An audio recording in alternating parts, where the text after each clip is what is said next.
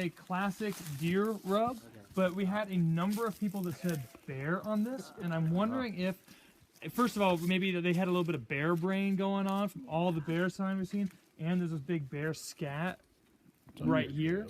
But we had 5 people said deer, 3 people said bear, and 2 people said other things.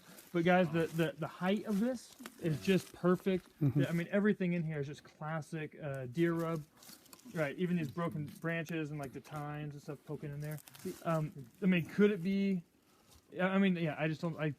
I've seen bears destroy some trees, some like narrow trees, as scent marking thing. But most of the damage is usually up high. It's rare. It's very rare to see damage at this height range.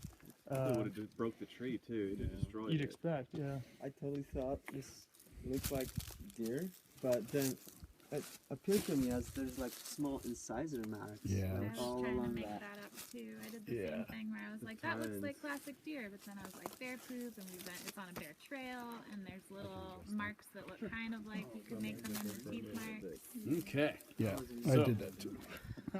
Do we see things that can look like teeth and claws in antler rubs? Oh, sure. And why? Where do they come from?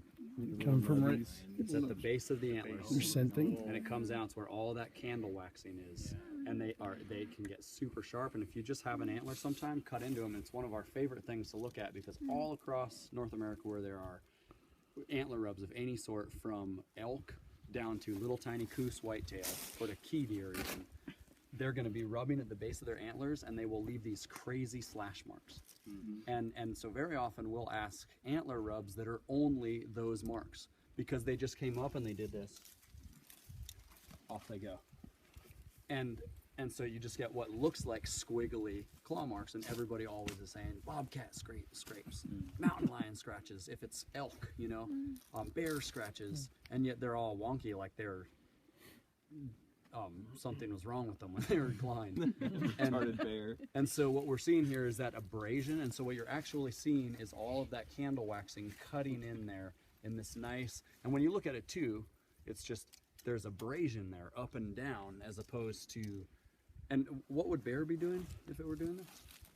Right, breaking the tree over. Breaking the tree. And Walking so, over top of it. walking over top. Yeah. And so this is the work of abrasion here. And you can see that written in the actual up and down motion. You know, you get the rubbing out of the bottom like Jonah was pointing out. But anyway, that's what those cuts are from, is from the base of antlers. And that's just one of those things, especially as specialists, we want that to be as alive in us as a super big classic elk rub or bull rub, right? Or buck rub. Because that is as... What do you mean by as alive in us? You just mean like... Meaning that is a huge part. We understand buck rubs and elk rubs as well that way as we do a big classic rub because it is just as common. Okay, and so